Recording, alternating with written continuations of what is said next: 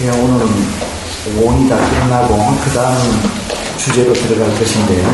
들어가기 전에 지난번에 오온을 다 시간에 너무 쫓겨가지고 맞춰서 중요한 부분을 좀 수행에 관련해서 꼭 좀 알아놓을 부분들이 있어서 오늘 그걸 좀 맞아 훑어보고 넘어가도록 하겠습니다. 여러분 지금 받은 인생은 쌍윤타 니까의 느낌편 일부, 이 쌍윤타 니까에 보면 느낌편이 굉장히 깁니다. 그만큼 느낌이라는 게 오온 중에서 특히 느낌이라는 게 수행에 있어서 알파와 오메가입니다. 그러니까 우리가 수행에 임할 때 전부 다 이 느낌을 대상으로 수행에 제일 처음에 임하도록 되어 있습니다. 제일 첫째 중요한 것이 이제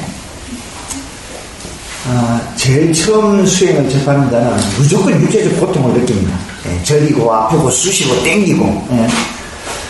그러니까 그런 것들이 수행에서 어떤 역할을 하며 어떤 기능을 하며 어떤 위치를 차지하고 있는가를 명확하게 파악하는 것, 이것이 수행의 지름길입니다.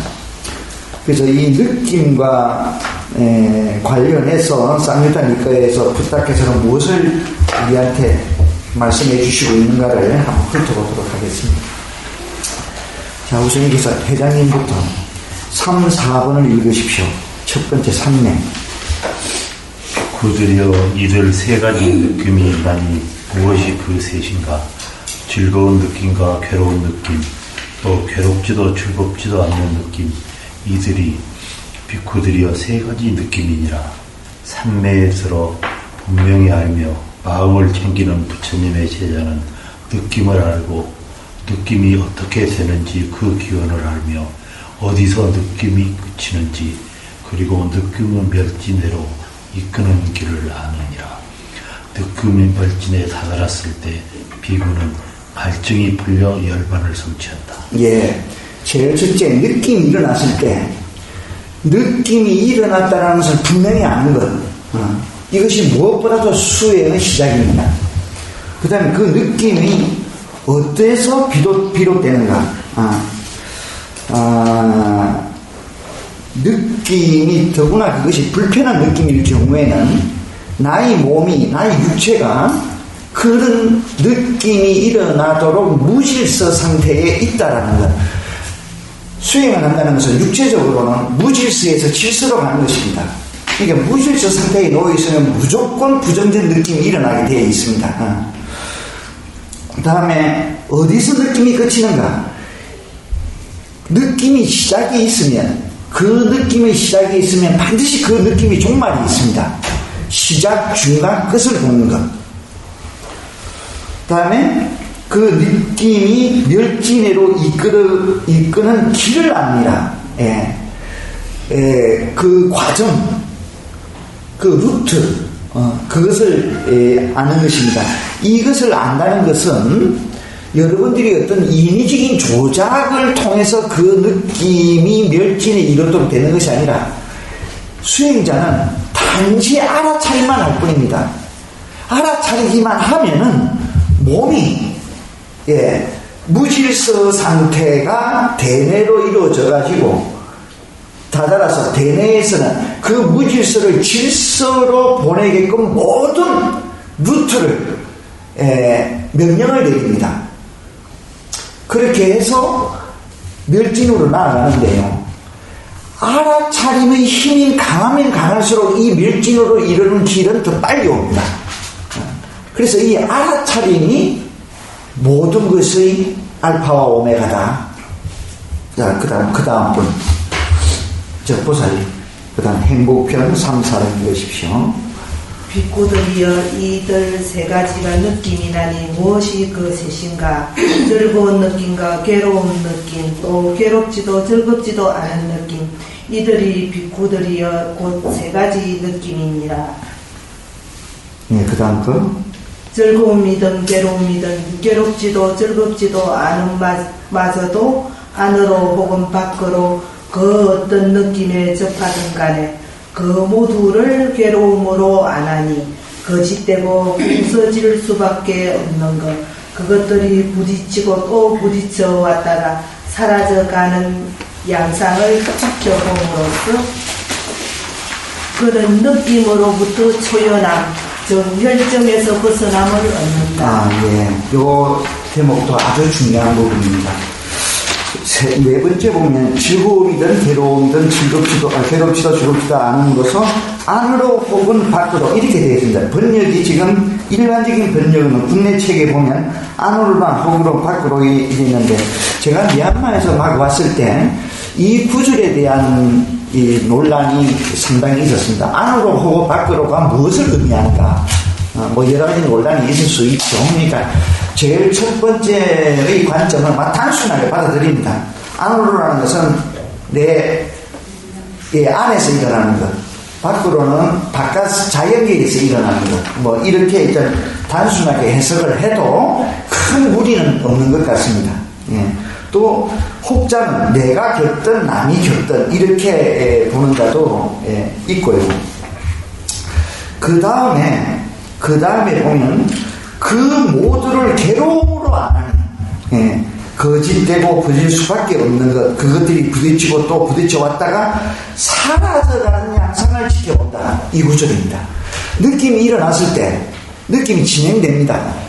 진행되면 느낌이 사라져가는 과정을 깨뜨려 보는 것. 이것이 또 수행에 있어서의 관건입니다. 단지 일어나고 사라지고 하는 그 변화를 볼 뿐 아니라 변화의 양상, 변화의 과정, 변화의 내용, 이것을 지켜보는 것입니다. 그래서 그걸 지켜보기만 하면 느낌으로부터의 초연함, 즉 열정으로의 벗어남, 괴로운 느낌은 못 견디거든요. 못 견딥니다. 그게 반응을 하게 됩니다. 그러면 수행은 수도이야.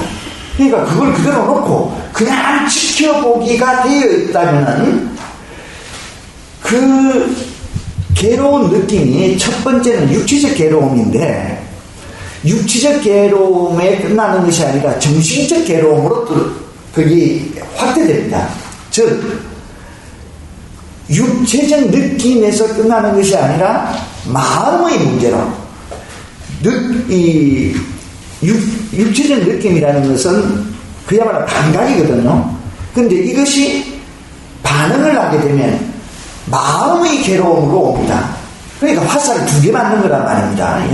그런데 이 알아차림이 명확하게 되면은 첫 번째 것은 나의 이전의 인연에 의해서, 즉 몸이 무뎌진 상태에 있으니까 어쩔 수 없이 오는 거라. 그러나 두 번째 정신적 괴로움은 안 올 수가 있습니다. 그래서 열정에서 벗어나, 이 열정이라는 것은 거기에 대한 반응을 이야기합니다. 반응. 그 다음에 버림.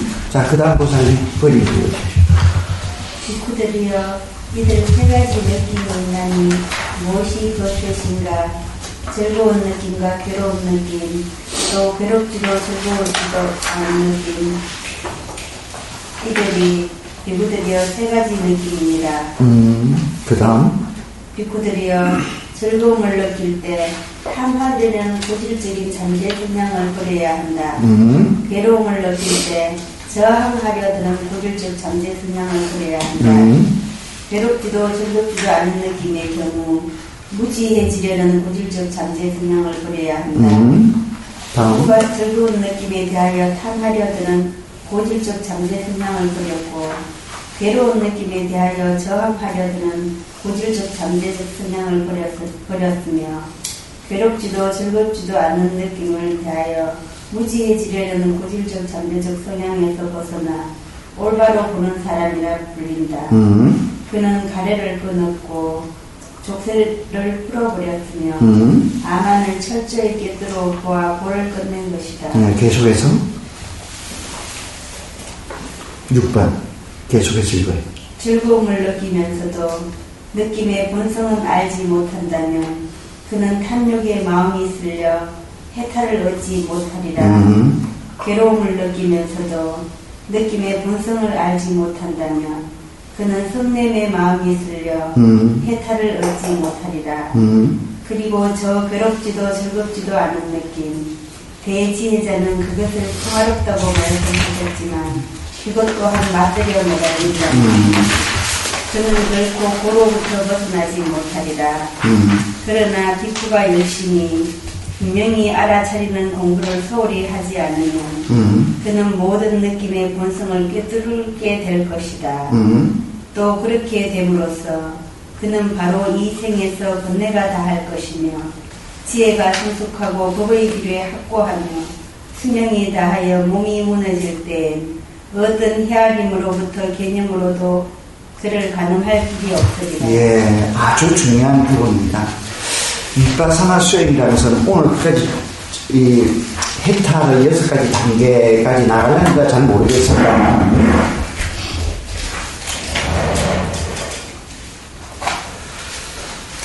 현상이 일어나면 이 현상을 깨뚫어 와서 무상고무아를 보는 거거든요. 이것이 바른 이해라고 합니다. 지혜죠, 이것이. 자, 세 가지 고집적 잠재 성향이 있다고 그랬습니다. 현상이 일어나면 반드시 이 세 가지 중에 하나가 우리 내면에서 일어납니다. 그런데 즐거움을 느끼면서도 느낌의 본성을 알지 못해. 이게 느낌의 본성이라는 거예요. 무상고무아라고 했잖아. 그런데 즐거움으로 받아들인다는 말입니다. 그러니까 바른 이해를 못한 거지. 그죠? 그렇다고 해서 수행의 방법상에 있어서 지금 즐거운 내 꿈이 이랬다. 아니다. 이거 내 잘못 보는 것이다. 이게 고를 느끼자. 이러면 가짜 깨달음이 돼. 그러니까 고가 들어오면, 고가 일어났으면 즐거운 느낌이 일어났으면 1차적으로 즐거움이 느낌이 일어났다는 것을 알고 그 즐거움을 계속 즐거움의 변화를 보는 거야. 그래서 그 즐거움의 변화가 순간순간 매 찰나 즐거움이 일어났다가 사라지고 즐거움이 일어났다가 사라지는 걸 보게 되면은 그것이 고로 와닿습니다. 왜?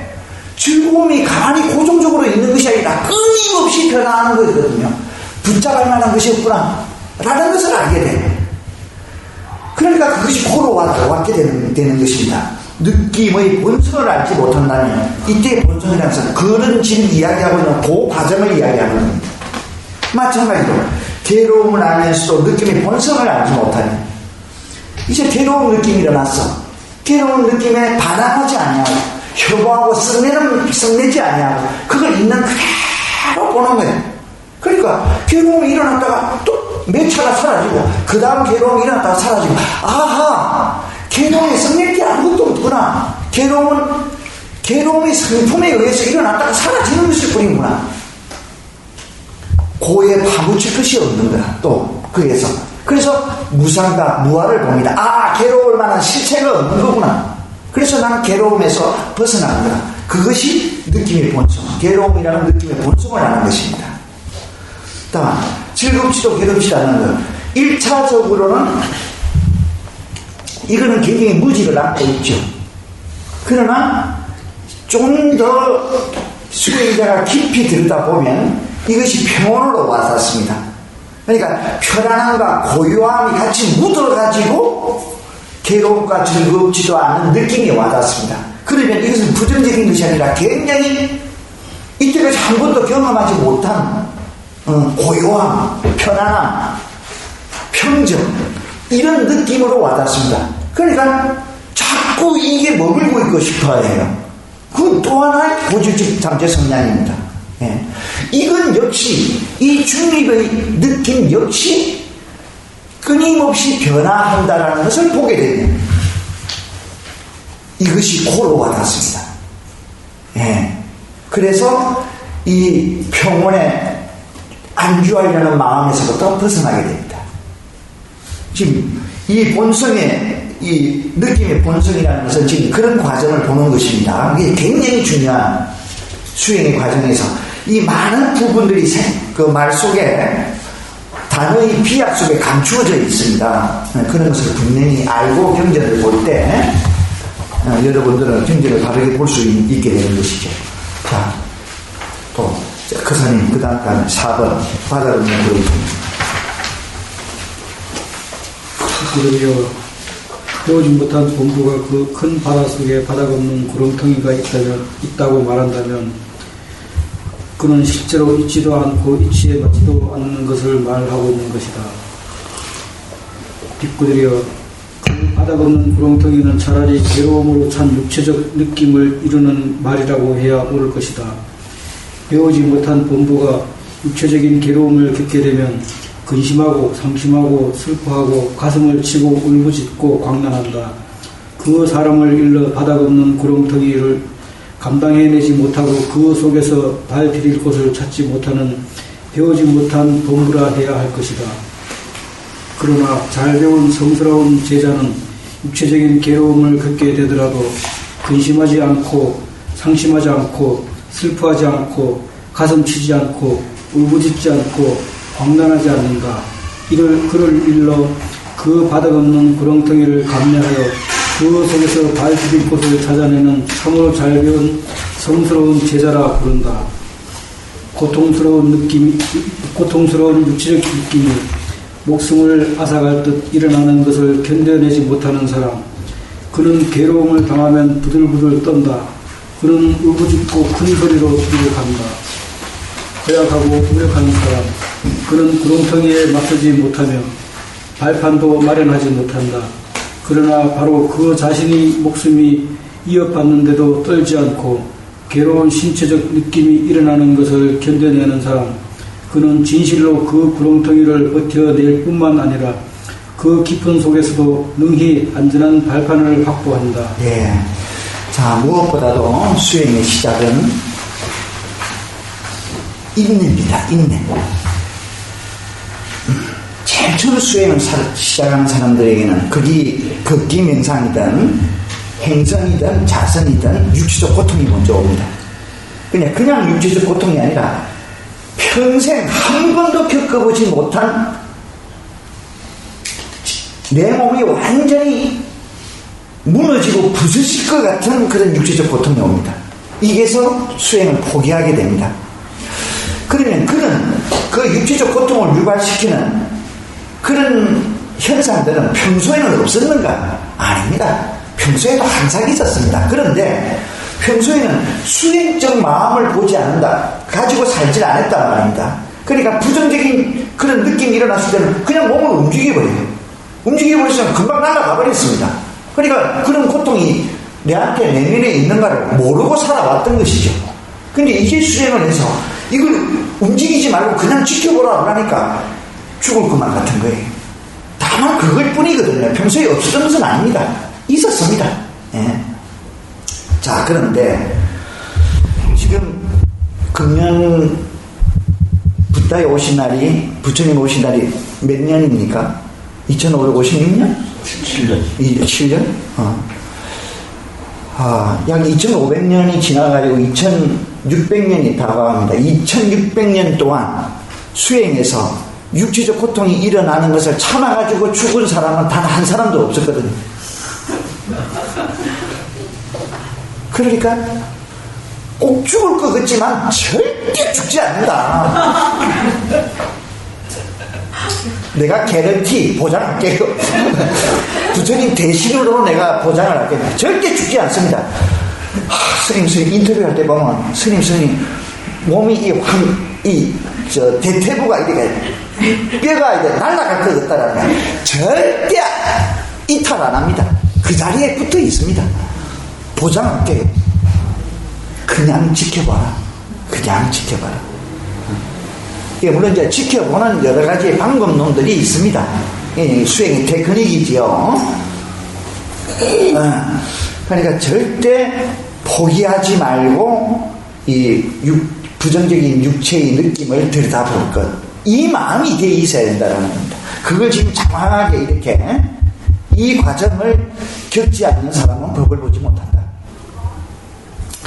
예, 그 다음에 보살님. 어떻게 보아야 할 것인가? 기쁘들여 세 가지 느낌이 있나니 무엇이 그 셋인가? 즐거운 느낌과 괴로운 느낌, 또 괴롭지도 즐겁지도 않은 느낌. 이들이 기쁘들여 세 가지 느낌입니다.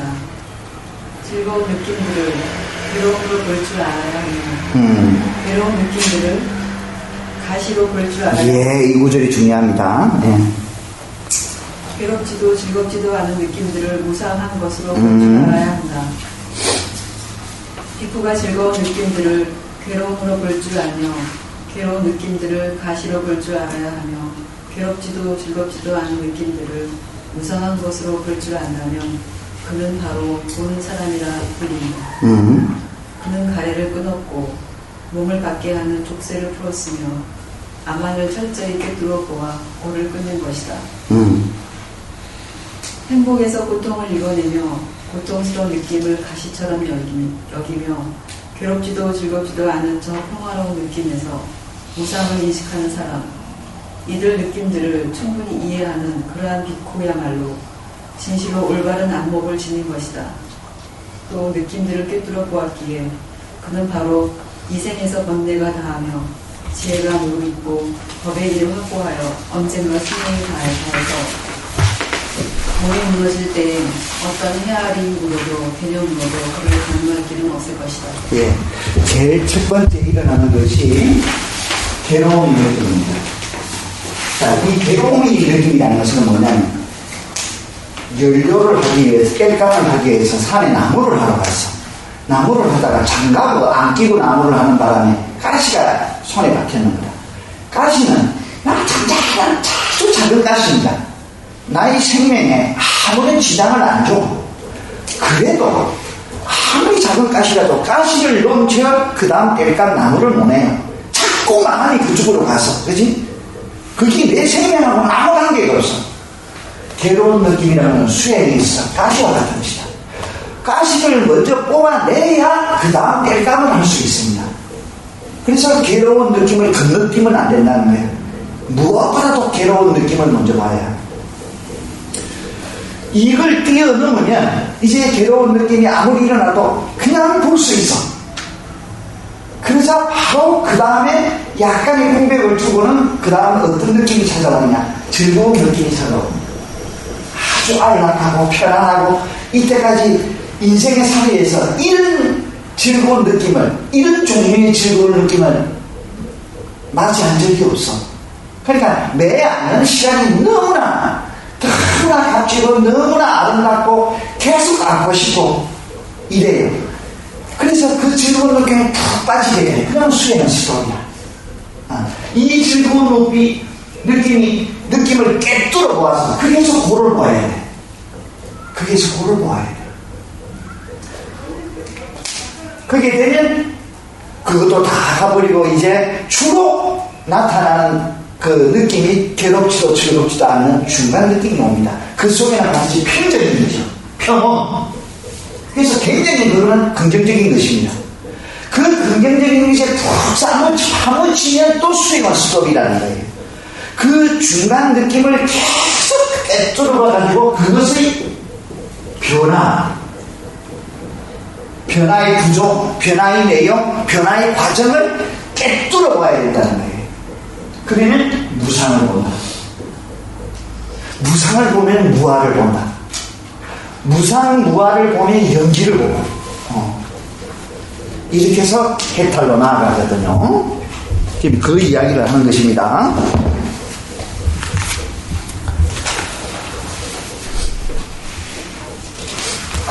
자, 화살을 생략하겠습니다. 이거 굉장히 긴데, 아까 이때까지 이야기한 것에 다 들어가 있습니다. 여러분들이 한번 참고를 하시고요.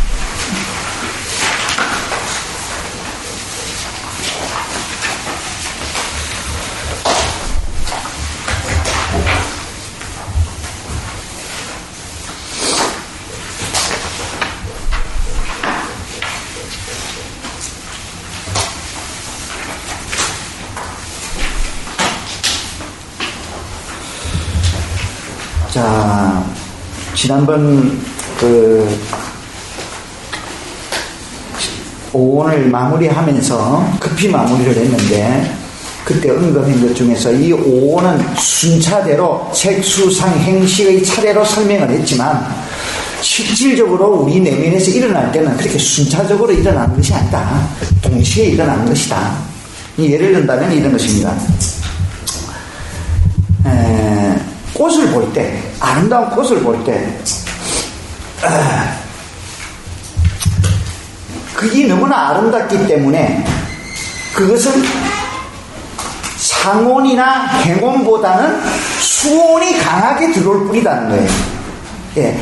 상온이나 행온도 다 같이 일어나는데 그 중에서 수온이 더 강하게 들어오기 때문에 이것이 순서적으로 먼저 일어나고 다른 것은 나중에 일어나는 것처럼 보일 뿐이라는 거예요. 실질적으로는 동시에 일어납니다. 물론 여기에서 말하는 동시는 시각상의 동시가 아닙니다.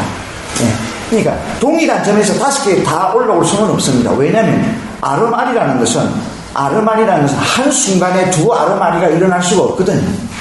그러니까 거의 찰나적인 차이는 있겠지만 그것이 강한 인상 쪽의 온이 먼저 와 닿게 되는 것입니다. 예, 그것만 알고 있으면은 온에 대한 오해는 없을 것입니다. 또 무엇을 갖고자 하는 욕망이 일어났을 때는 수온이나 상온보다는 행온이 먼저 일어날 것이고, 그죠? 또 어떤 이념 논쟁을 했을 때는 상온이 먼저 일어날 것이고, 그런 차이가 있을 뿐이라는 겁니다. 또 하나 강조할 것은 그동안에 우리는 어쨌든 알게 모르게 우리 한국 불교에 우리 상당히 익숙되어져 있고 젖어 왔습니다. 한국 불교에서는 이 마음자리, 그지? 마음자리, 원성, 혹은 자성, 마음자리, 마음을 보는 것이 곧 그 마음자리가, 내 마음자리가 곧 붓다의 마음자리다. 뭐 이런 이야기를 수하게 들어왔습니다. 자꾸 그런 말이 암암리에 우리한테 강박관념, 고정관념을 일으키게 해줬다. 마음이라는 어떤 절대화되어 있는 어떤 무엇이 우리 내면에 있는 것처럼 자꾸 인식되어 왔다라는 거예요. 그런 것은 아니다. 마음이라는 것은 뭐냐? 비유를 해서 바람과 같은 것이다. 바람이라는 것을 보살님 인식할 수 있습니까? 인식할 수 있죠. 바람이 불면 바람이 시원한 바람이 분다. 인식할 수 있죠. 자, 그런데 이게 지금 창문을 닫고 이 창도 다 닫고 이 안에 바람이 있는가 없는가? 없죠? 있지만 느껴지지 않습니다. 이쪽 창문을 열고 이쪽 문을 열면 저기서 공기가 들어왔다 이쪽으로 가면 우리는 바람을 느낍니다. 그죠? 다시 말하면 그런 조건이 갖춰져야 바람이라는 것이 인식될 수 있습니다. 그것이 없을 때는 인식하지 못해요. 인식되지 않는 것은 없다고 그랬죠. 마음이라는 것이 있기는 있어. 근데 그것이 절대적 고정적 불변의 어떤 실체로 우리 내면에 있는 것은 아니다는 거예요. 그래서 마음은 인식 대상이 아니야. 그 마음이 작용을 일으켜야. 공기는 있어. 근데 공기가 고기압과 저기압, 그것이 기압의 차이에 의해서 흘러야 바람이라는 그런 양상으로 나타납니다. 그것과 같다라는 거야. 우리는 마음 그 자체는 인식할 수가 없다. 그 마음이 작용을 해야만이 인식을 할 수 있다. 마음은 그런 것 뿐이야. 본래의 자리, 그게 마음이 있는 게 아니라는 겁니다. 그런 잘못된 인식은 버려야 돼. 그래서 한국 불교, 물론 한국 불교 자체가 그런 것을 그 마음이 어떤 영원성이 있는 어떤 그 실체로서 이야기한 것은 분명히 아닐 거예요. 그러나 그 언어 속에 그런 오해의 소지가 굉장히 많았단 말이에요. 그럼 내 마음이 붓다의 마음이다. 그건 마음이라는 그 자체를 찾아보려고. 그런 것이 아니야. 마음 작용의 무상공무아를 보는 것이 법을 보는 것이지 마음을 느끼는 그 자체가 법을 보는 것이 아니라는 이야기입니다. 절대 오해에 있으면 안 됩니다. 예. 그래서 마음의 무상공무아를 보는 것이 꼭 우리 수행의 알파와 오메가다, 관건이다. 마음 그 자체를 보는 것이 수행의 관건이 아니다 라는 것을 분명히 알고 있어요. 자, 이렇게 해서 우리가 5원, 나는 무엇인가를 들여다보았습니다. 자, 그러면 삶이라는 것은 뭔가? 삶의 주체인 내가 대상과의 관계를 맺는 것이라고 그랬습니다. 관계를 맺는 것, 관계의 구조, 관계를 맺는 과정, 이런 것들이 삶이라고 그랬습니다. 그러면 삶을 알기 위해서는 뭡니까? 이제 나에 대한 것을 공부를 했습니다. 두 번째는 대상을 공부해야 됩니다. 대상이라는 것은 뭡니까? 자연일 수도 있고 상대, 너, 그들일 수도 있습니다. 그죠? 이것을 부다께서는 이 대상을 어떻게 봐, 세상을 어떻게 보느냐? 12처로 봤습니다. 12처.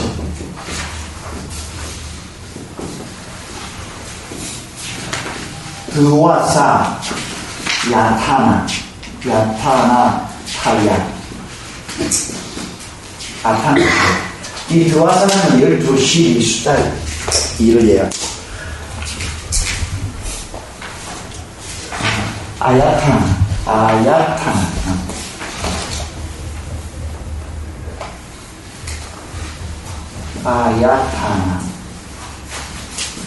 A가 겹쳐서 A 하나 탈락하고, 드와사 야타나. 이 야타나라는 것은 원래는 불교 그 자체에서 온 영어가 아니라 베다에서 온 것입니다. 만나는 장소, 머무는 장소, 광산, 이런 뜻을 가지고 있거든요. 출산지, 원인, 근데 이 아야타나는 아 플러스 얌의 복합인데요. 이 에아는 이쪽으로, 그 다음에 함께 하다, 이런 뜻이 있거든요. 얌이. 그래서 입으로, 들입자로 한 문건에서 번역을 했습니다. 그래서 라고 번역을, 그런 파리의 근간에서 번역이 된 것 같습니다. 자, 앞에서 우리는 나란 무엇인가의 물음에 오온으로 부탁께서는 설명을 하셨습니다. 이게 대해서 세상은 무엇인가, 대상은 무엇인가, 존재는 무엇인가, 일체란 무엇인가, 이게 대해서는 6가지의 감각기관, 안입이, 설신이, 오르간, 눈, 귀, 코, 혀, 몸, 또 의근, 이 만호라고 해가지고 의근, 이 6가지의 안의 감각 장소와 밖의 감각 장소, 색성양, 미촉, 법 하는 요 2가지를 합해서 12처로 설명을 하고 있습니다. 이게 전부라는 거예요. 일체가 무엇입니까? 라고 물었으니까 부탁께서는 12처로 대답을 했습니다. 이 외에 다른 일체가 있다고 한다면 그거는 더 복잡하게 만들 뿐이다. 이 이상은 없다. 그래서 오온이 불교의 인간관이라는 12처는 불교의 세계관입니다. 그래서 우리의 이 삶을 오온과 12처로 해체를 해서 붓다는 설명을 하고 있습니다. 왜 이렇게 12처로 해체를 내고 봤느냐? 모아놓고 보니까 자꾸 그 덩어리가 실체처럼 와닿죠. 그래서 12처로 해체를 해놓고 보니까 실체가 없음을 보게 되므로 그 과정을 통해서 우리는 해탈로 이르게 되기 때문입니다.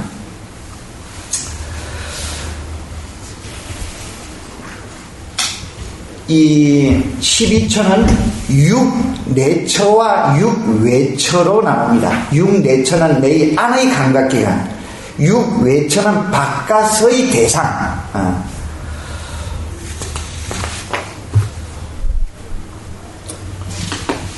그 일체경에 보면, 쌍유탄일가의 일체경에 보면, 제 끝에 있는 그 산이, 그 프린트물에 그게 나가 있습니까? 일체경. 비구들이여, 그러면 무엇이 일체인가? 앞에 그 산이, 그 프린트물 받았습니까? 예, 그 일체경을 한번 읽어보십시오. 비구들이여, 그 그러면 무엇이 일체인가? 눈과 흉색, 코와 냄새, 혀와 맛, 몸과 감촉, 마음과 법, 마음의 대상 법, 이를 일로 일체라 한다. 비구들이요, 어떤 사람이 말하기를 나는 이런 일체를 버리고 다른 일체를 천명할 것이다 라고 한다면 그것은 단지 말로만 떠벌리는 것일 뿐이다. 만일 질문을 받으면 대답하지 못할 뿐만 아니라 나아가 더 큰 환경에 처하게 될 것이다. 그것은 무슨 이유 때문인가? 피부들이여, 그것은 그들의 영역을 벗어났기 때문이다. 예. 이렇게 불교는 일체를 12처와 조금 이따가 설명할 18개로 설명하고 있습니다. 이렇게 해체해서 봄으로서 일체를 설명하고 있습니다. 아주 탁월한 그런 관점이죠. 예.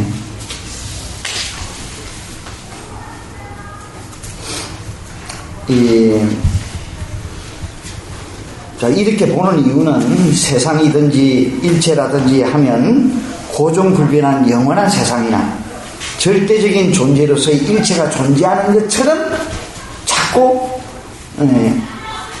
개념 관련화됩니다.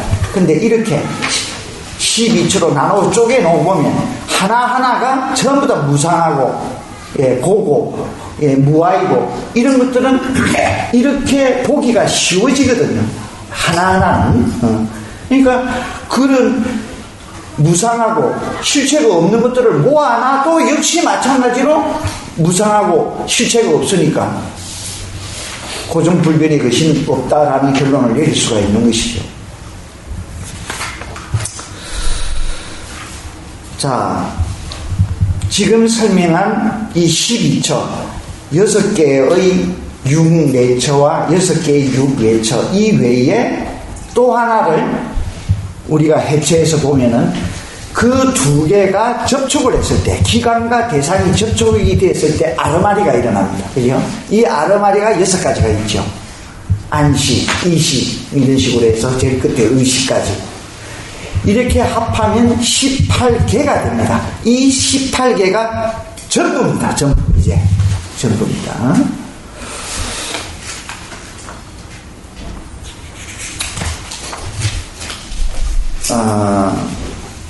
세상경에는 자, 그 뒤에 이순희 보살님 한번 읽으십시오. 세상경. 세상경에서 부처께서는 세상을 일어남과 사라짐, 즉 발생과 소멸을 이렇게 말씀하십니다. 비꼬드려 그러면 무엇이 세상을 일어납니까? 눈과 형색을 조건으로 눈의 아르마리가 일어난다. 귀와 소리를 조건으로 만호와 법을 조건으로 만호의 아르마리가 일어난다. 이 셋의 화합이 감각접촉이다. 감각접촉을 조건으로 하여 느낌이, 느낌을 조건으로 하여 가래가, 가래를 조건으로 취착이, 취착을 조건으로 존재가, 존재를 조건으로 태어남이, 태어남을 조건으로 늙음, 고통과 절망이 생긴다. 비쿠들여 이것이 세상의 일어납니다. 네, 그렇죠. 이 세 가지가 만나는 그 접촉의 과정을 쭉 나열을 했습니다. 그 중에 하나가 한 개 이제 알아둘 것이 만호. 자, 6가지의 감각기관이 있죠. 안이, 설신, 그죠? 안, 설신, 이 의근을 만호라고 합니다. 그러니까 아르마리라는 작용을 하지 않은 마음이라고 할 수 있죠. 이것은 뭐냐면 색성, 향, 미, 촉, 법, 아니, 비 이렇게 이제 다 아는 색을 만나면 안식이 생기죠. 예. 이가 성을 만나면 이식이 생긴다. 이런 식으로 의식이 생기려면 의식이 생기게끔 하는 어떤 무엇이 있어야 된다라고 상정을 해놨습니다. 그것을 만호라고 합니다. 이게 초기 근본 불교의 관점이고요. 마음을 이야기할 때 나중에 대승불교에 들어오는 유식에서는 이 마음에 해당되는 것을 세 개로 분석을 해놨습니다. 하나는 식, 하나는 의, 하나는 신. 예. 요 식은 요게 해당됩니다. 그리고 이 의는 이 육식 외에 나라는 것을 대상으로 여기는 마음이 있다. 그것을 만오식이라고 합니다. 만화식. 예, 만화식. 요것이 자아를 생성하게 되거든요. 그래서 그것을 유식에서는 의라고, 그 다음에 그게 이제 칠식이 됩니다. 저 내면의 심층의식 안에 이 만호를 대상으로 일어나고 있는 심층의식이 하나 있다. 그걸 아레야식이라고 하거든요. 그거는 신이라고 합니다. 이렇게 구분합니다. 그런데 불교에서는, 소리 불교에서는 이 세 가지를 일단 동의어로 취급을 했습니다. 그런 과정을 참고 삼아 좀 알고 있어야 합니다.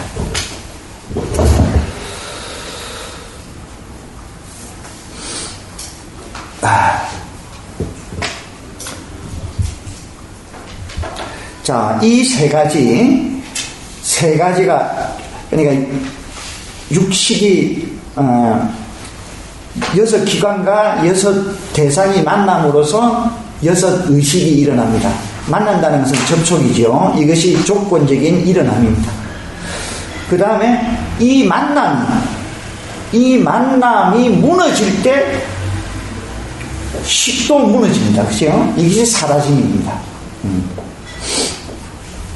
그래서 마음이야말로 조건 발생이요 영기임을 강조하고 있습니다. 그래서 아까도 이야기했지만 고정불변한 우리 내적에 고정불변한 그런 마음이라는 것은 없다. 조건적인 발생했다가 조건적으로 사라질 뿐이다. 그 이상이 아니다는 거예요, 마음은.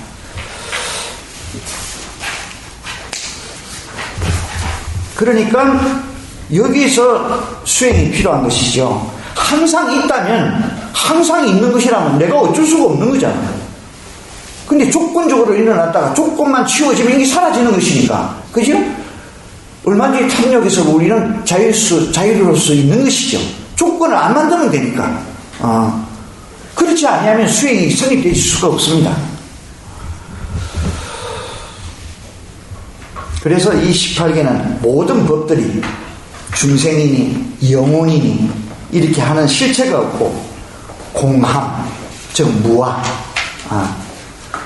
그러니까 드러내기 위해서 붙여진 이름에 불과하다라는 것을 말해주고 있습니다.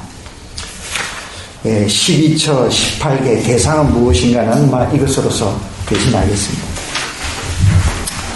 그 다음은 불교의 목적은 고통에서 자유스러워지는 것입니다. 고통에서 완전한 자유를 얻는 것을 우리는 불교 용어로 해탈이라고 합니다. 해탈에 이르는 데는 6단계의 과정을 겪게 됩니다. 그 6단계의 과정에 대해서 말씀을 드리겠습니다. 해탈을 위한 6단계의 가르침.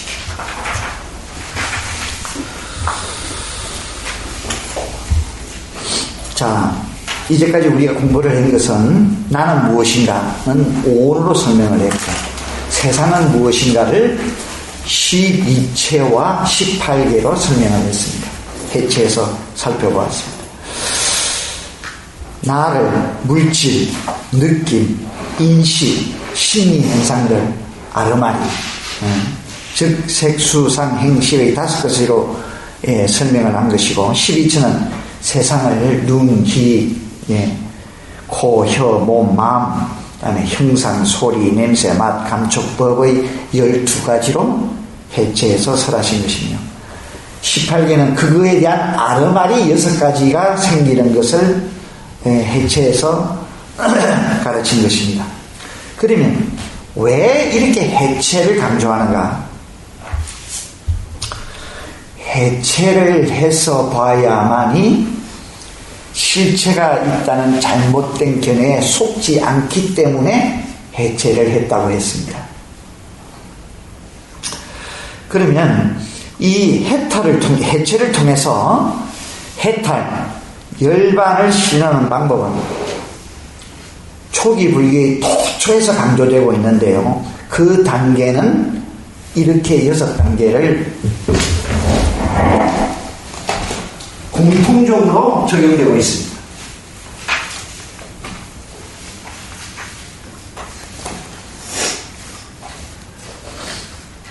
첫째는 6단계 중에 첫째는 5원으로 혹은 12처럼 혹은 18개로 해체해서 보기. 해체해서 봐야 합니다. 그 말은 수행의 실제에서 어떤 현상이 몸의 어떤 부분에서 일어났습니다. 혹은 마음에서 일어났습니다. 그러면 그걸 덩어리로 보면 안 된다는 거예요. 덩어리로 보면 속아. 그래서 윗바사나 수행은 국부적으로 보는 것이 유리합니다. 처음 수행을 시작하는 자들은 만약 무릎이 아팠을 때 무릎 전체에 어떤 괴로운 느낌이 일어나는 것 같습니다.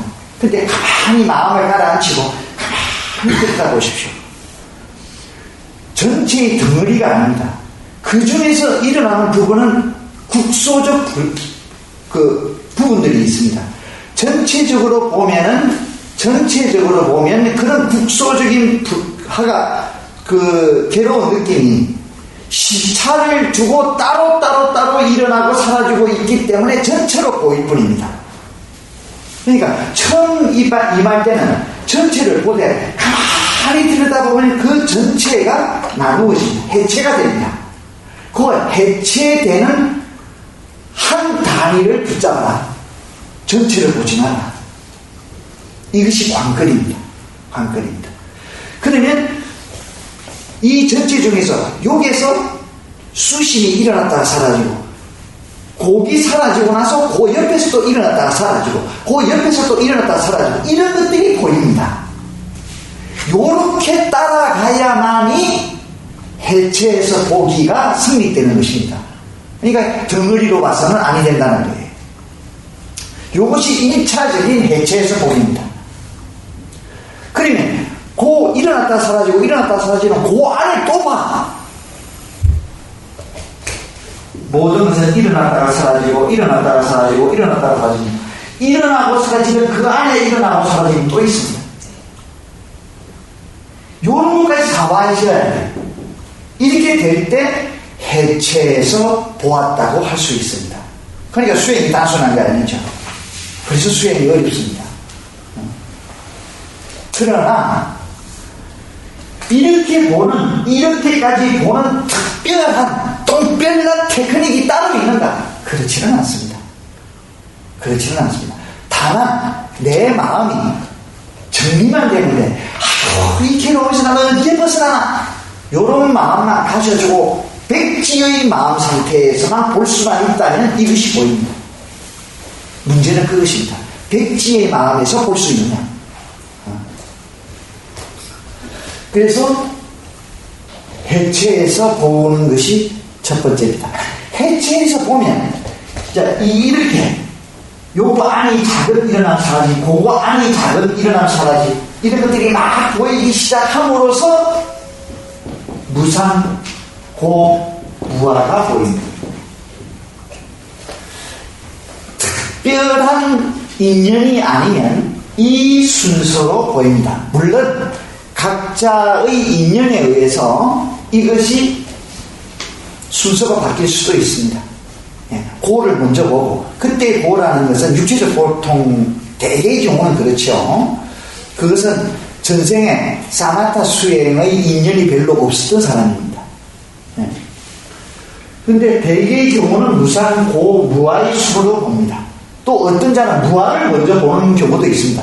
그런 자들은 전생에 이빠사나 수행을 굉장히 많이 한 자입니다.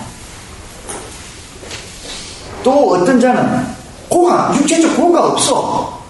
절이고 쑤시고 들리고 이런 게 별로 없어. 그건 전생에 사마타 수행을 굉장히 오래 한 자입니다. 그런데 조금 미안스럽게도 이런 느낌이, 강한 느낌이 없는 자들은 처음에 수행을 잡기가 좀 힘들어.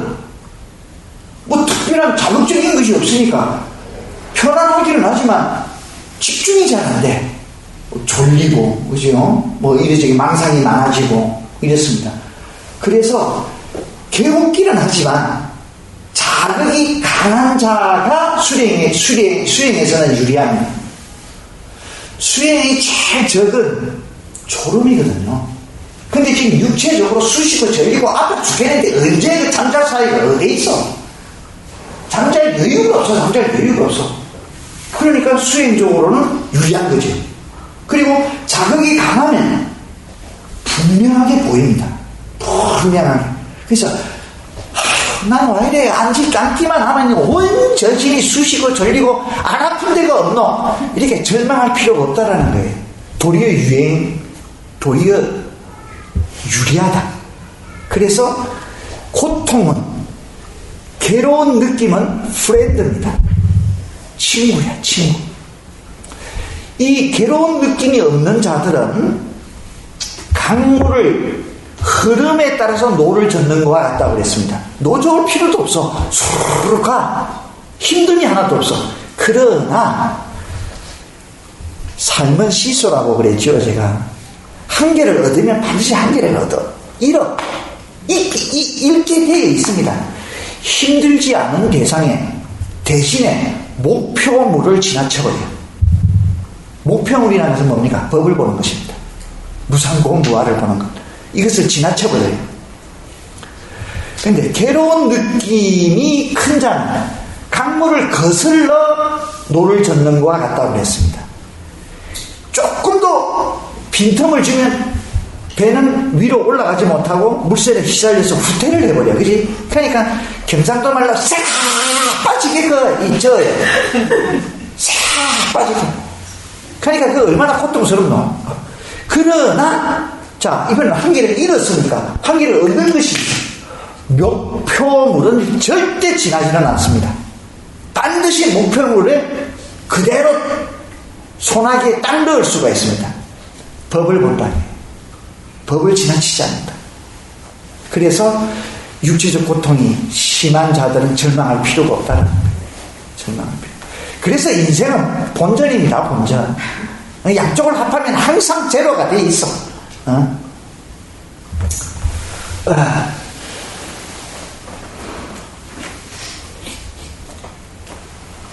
그래서 이제 무상이 보이기 시작합니다. 무상이 막 보이기 시작하면 우리가 평소 삶에서 보았던 아주 큰 무상, 계절이 바뀌고 사랑하는 사람이 죽고 부모님이 죽고 이럴 때 우리는 무상을 느끼지 않습니까? 그죠? 가을이 되면 뭐 특별한 것도 아닌데 마음이 허전하고 마음에 구멍한 개가 퍽 뚫히면서 외롭고 쓸쓸함이 오는 거, 이거 변화에서 오는 것이거든요. 무상에서 오는 것이거든. 왜 그럼 그렇게 허전함이 올까? 아남리에 우리는 어떤 실체를 붙잡고 살고 있었다라는 거예요. 그런데 그런 실체라는 것이 없고 자꾸 없어져 버리니까 허전함이 오는 것입니다. 예. 누구나 사랑하는 사람, 제일 첫 번째 부모님이 가실 때 인생살이가 허망하죠. 인생살이, 우리는 어떤 의미에서는 부모라는 에너지 그림자 속에서 살고 있었던 것인지도 모릅니다. 그죠? 예. 저 같은 경우에는 92에 노고사님이 돌아가셨거든요. 충분한 술을 누리셨단 말입니다. 그러니까 슬퍼할 이유가 아무것도 없죠. 그러나 태산이 무너지는 것 같다. 태산이 무너지는 것 같습니다.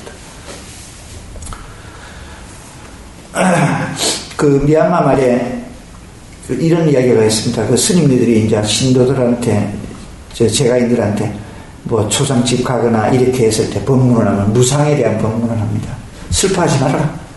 일어난 것은 사라지게 되어 있다. 근데 이 스님의 부모님이 돌아가신 거야. 그러니까 하염없이 부른 거야. 그게 이제 제가 신자가 스님 우리 보고는 울지 말라 해놓고 스님은 왜 그래 우십니까? 그거는 너 엄마가 죽어서 그렇지.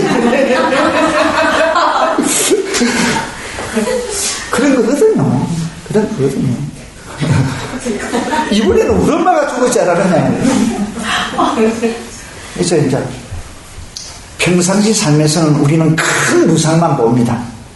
그런데 이제 육체적 고통을 통해서 적나라한 무상을 보기 시작을 합니다. 적나라한 무상을 보면은 이제 그 고가, 그것이 싹 이제 갑니다. 다시 말하면, 고라는 감각은 있대. 그 이전 고정 관념에 의해서 나타났던 괴로운 느낌, 이런 느낌 그 자체는 있대. 이것이 심적으로 고로 오지는 않아요. 그렇게 되면 그게 심적으로 오지 않으면 이제 평안에 도달하게 됩니다.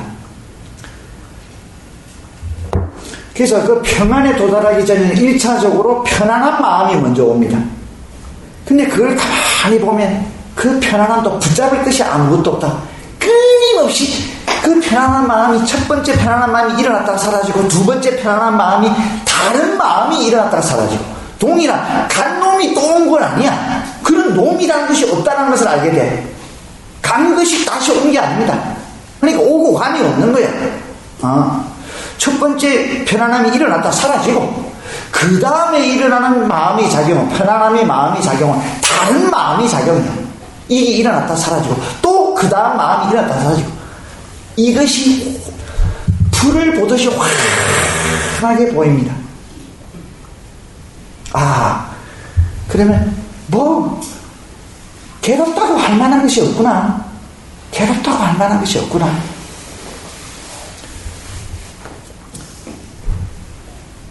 그런데 그 편안함이 결국은 편안함이라는 것이 아니다. 안락이 아니다. 이것은 찰나적으로 일어났다가 찰나적으로 사라지는 것이구나.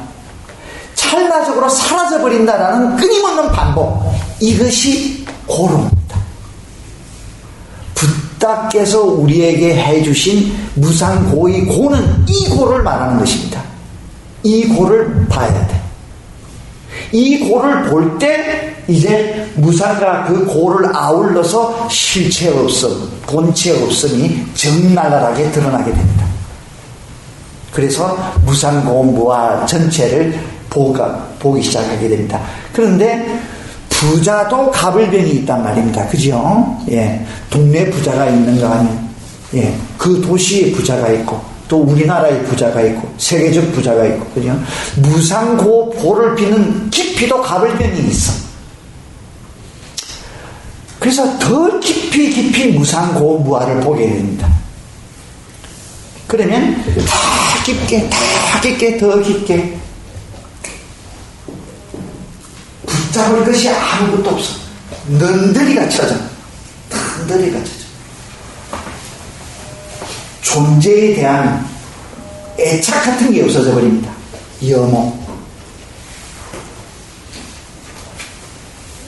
여모가 되니까 욕망에 뭐 잡고 할 필요가 없구나. 예, 욕망에서 완전히 떠나게 됩니다. 그러니까 해탈이 이루어지고요. 해탈이 이루어지면 반드시 해탈 부경지가 일어난다. 내가 해탈했다는 지혜가 일어나. 반드시 일어나게 되어 있습니다. 이것은.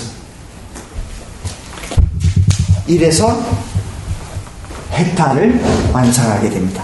이것이 해탈을 위한 6단계의 가르침입니다. 반드시 이 6 과정을 겪게 된다. 이게 중간 띄임은 없습니다. 반드시 이 과정을 겪게 됩니다. 특히 이 염호의 단계가 무상고 중에서 고를 철두철미하게 보는 단계거든요. 특히 이 단계는 많은 사람들이 참아내지 못합니다. 그래서 선원에 왔다가 열심히 수행을 해서 이 단계를 보는 것이면 모르면 도로 집에 돌아가게 돼. 너무 괴로워서 어쩔 줄 모르네. 그러니까 친한 도반하고 같이 와가지고 수행하는 동안 도반도 싫고 뭐 마음에 들만한 대상이 아무것도 없어. 그게 마치 허무주의자가 된 거예요. 일시적으로 그렇습니다. 너무 괴로워. 그래서 어느 정도 괴로우냐? 숨을 쉬고 존재한다는 그 자체가 괴로워. 그런 과정을 겪게 됩니다. 물론 그것이 영원하게 이어지는 것은 아닙니다. 이 과정은 그렇게 길지는 않습니다. 길면 며칠, 짧으면 한나절. 이런 과정을 반드시 겪습니다. 이것이 생략될 수는 없어. 염호의 단계를 생략할 수가 없어. 염호의 단계가 반드시 있으니까 탐욕에서부터 멀어지는 겁니다. 붙잡을 만한 것이 없다. 이렇게 되거든요. 그러니까 이제 개념상으로의 어떤 그 자유를 얻고 이런 것이 아니에요. 실제적인 자유입니다. 실제적인 자유입니다. 심적으로나 또는 물질적으로 모든 욕망이 제거됩니다. 물론 그것이 제거됐다 해서 제거된 그 상태가 영원하지는 또 않죠. 무상의 원리에 의해서. 그러니까 그것이 몇 번, 그래서 도와 가가 네 단계가 있는 것입니다. 예. 소타판나의 도화가, 예. 사카다가미의 도화가, 이 몇 번 이걸 겪어야 된다는 거예요. 한 번 겪어가지고 해탈이 완성되는 것이 아니다는 거죠. 그 스님 그 두 번째 항목에서 무상과 그 무아의 깊이가 다르다고 하셨잖아요. 그러면 영원나 이욕에 대해서도 깊이가 이렇게 다르게 진행이 되는 거죠? 아닙니다. 물론 다르죠. 물론 그 인연에 의해서 다 다릅니다. 내가 느꼈던 영호감의 그 내용과 질, 이것이 B라는 수행자가 느끼는 영호하고 동일할 수가 없습니다. 그건 너무나 당연한데, 이 무상고무아를 겪고 또 겪고 또 겪고 또 겪고 그래야 영호가 생긴다는 겁니다. 예. 무상고무아를 처음 봤을 때 생기는 영호하고 이것을 그 다음 이거보다 더 깊은 무상고무아를 보았을 때 생기는 영호하고 동일하지가 않다. 그러니까 그거를 제가 동일하지가 않다. 그래서 이 과정이 이빠사나 지혜의 단계에 있어서 세 번째 단계에서부터 11번째 과정을 겪는 겁니다. 이 과정. 이 11번째 단계가 상카르페카라는 평등심의 지혜거든요. 상류타 니카에 보면 이런 구절이 있습니다. 비구들이여, 이렇게 보는 잘 배운 성스러운 제자는 물질에 대해서도 염호하고 느낌에 대해서도 염호하고 지각에 대해서도 염호하고 심리 현상들에 대해서도 염호하고 아르마리에 대해서도 염호한다. 이렇게 되어 있습니다. 이 염호의 단계는 세 단계로 나누어집니다. 세 단계로. 처음에는 괴로움으로 오는데 그래서 두렵습니다. 두려운데 이 나중에는 존재 자체에 대한 두려움, 공포가 존재 자체에 대한 두려움, 그것이 무엇이든 간에 그래서 이 살아있다라는 이 몸뚱아리를 쥐고 살아있다라는 이 자체가 역겨워. 그래서 비존재가 되고 싶은 거예요.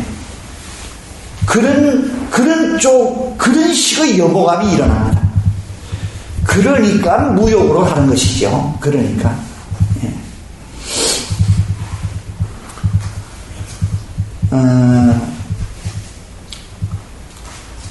이것을 이끄는 이런 염호감으로 이끄는 그 한가운데는 뭐가 있냐면 무상을 보는 것이 첫째입니다. 무상을 보는 것. 무상을 봐야만이 그런 염호가 고가 오는 것이거든.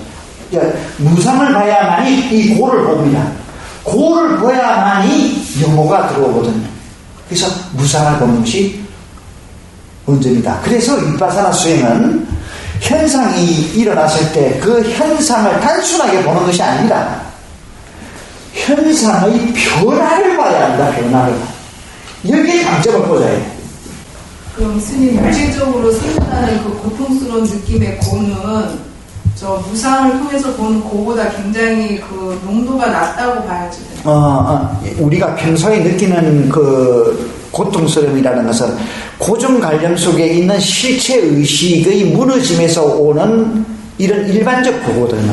근데 지금 여기서 말하는 염호를 일으키는 고라는 것은 무상의 뭐라고나 무상의 정갈한 모습 속에서 오는 고입니다. 그러니까 그거는 알겠는데요. 이제 지금 굉장히 그 육체적에서 그러니까 뭐 다리가 아프고 뭐 허리가 아프고 이런 고통은 다 사라졌는데 그냥 이 가슴이라든가 뭐 이런 그 더 이렇게 깊은 내부에서 일어나는 고통이 굉장히 심하거든요. 네, 근데 그런 고통을 지금 굉장히 고통이라고 여기면서 정말 이 몸을 갖고 태어난 것이 고통이구나 하면서 해탈하고 싶은 마음이 이렇게 생겨나는데 그건 고고일 뿐입니다. 그러니까 여기서 그걸 지금 이게서 말하고 싶은 그 고는 아닙니다. 그러니까요.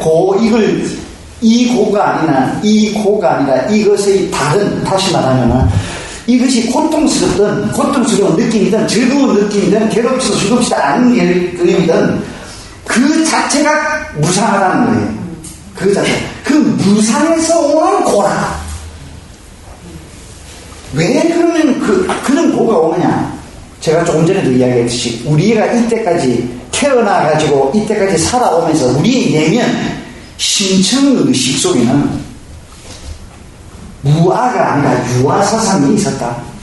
본체의식, 실체, 고정불변의 모든 존재들은 고정불변의 상태로 존재한다라는 누구를 사랑한다는 것은 내가 사랑하고 싶다는 것은 사랑하는 대상이 고정적으로 있어야 사랑이 성립되지 않습니까? 그죠? 그런 사랑을 원하는 것이거든. 그러니까 그런 고정불변의 개념 같은 것이 무너짐에서 오는 고라. 그러니까 무상을 통해서 보는 고를 느끼지 않는 것은 아닌데요. 무상을 통해서 느껴지는 고는 그렇게 고통스럽게 느끼지가 않거든요. 그거는 무상의 적나라함을 아직 경험을 못 해서 그렇습니다. 예, 무상이. 이제 제가 초기 수양할 때 뭐 수행의 실제를 이야기를 하는 것이 더 여러분들하고 공감할 수 있을 것입니다. 무상을 보는 과정에서 무슨 자선이나 행선 안에서 몸에서 일어나는 현상을 대상으로 보았을 때 보는 무상뿐만이 아니라 숙소에서 선방으로 또는 공양가로 가면서 눈에 이렇게 탁 들었을 때 사물들이 보입니다. 나무가 이렇게 보여요. 나무가 쭉 흘러내립니다. 고정적으로 있는 나무는 아무것도 없어. 나무 자체가 막 신한물처럼 흘러내려. 마음을 어쩌지 못해. 붙잡을 수가 없습니다, 내 마음. 그러니까 견딜 수가 없죠. 살 수가 없어. 우리의 이때까지 삶이라는 것은 잡는 맛에 살아왔잖아. 잡는 맛에. 그럴 수 있는 대상이 아무것도 없는 거예요. 눈에 부딪히다가 무너져 내려가는 거예요. 그것도 그냥 무너져 내려가는 것이 아니라 폭포같이 무너져 내려. 일어났다 사라지고 그것도 일어나는 것은 보이지도 않아요.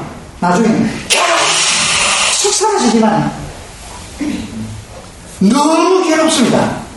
이 뭐 괴로울 정도가 아니야. 이건 존재 자체를 할 수가 없어. 이런 무상을 봐야만이 고를 보는 것입니다. 그러니까 이거는 언어로서는 이 이상 또 어떻게 설명을 못해요. 이거는 여러분들이 경험을 하셔야 돼. 경험을 하셔야.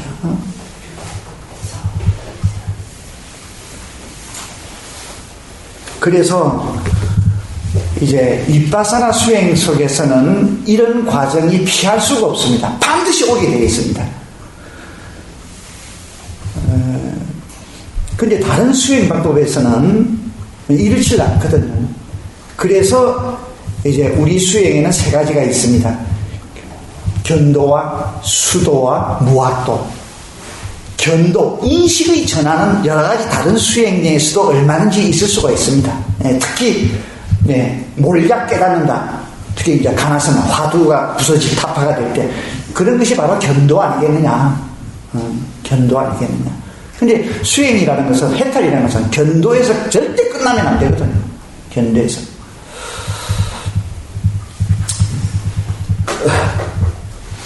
그래서 이런 염호감이 일어나면 반드시 탐욕에서 멀어집니다. 이욕이 되지 않을 수가 없습니다. 아까 이야기했듯이 그 느낌이 존재 자체가 싫은 거야. 이렇게 존재하는 내 자체가 막 혐오스러운 거예요. 그러니까 이욕될 수밖에 없는 거죠. 그냥 단순한 문자적인 이욕이 아닙니다. 예.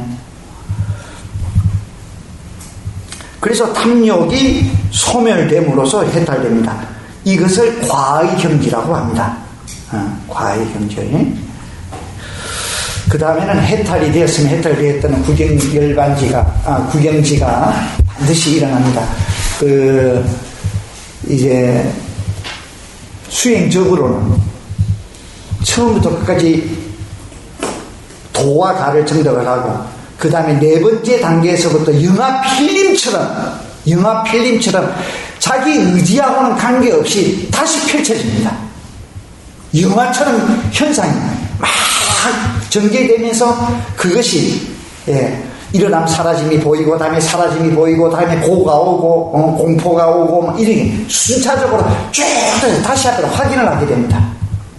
이것을 해광반조의 지혜라고 하거든요.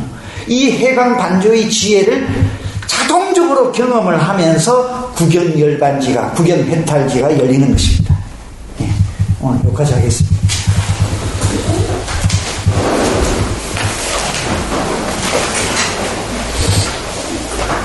선생님께 삼배 올리겠습니다.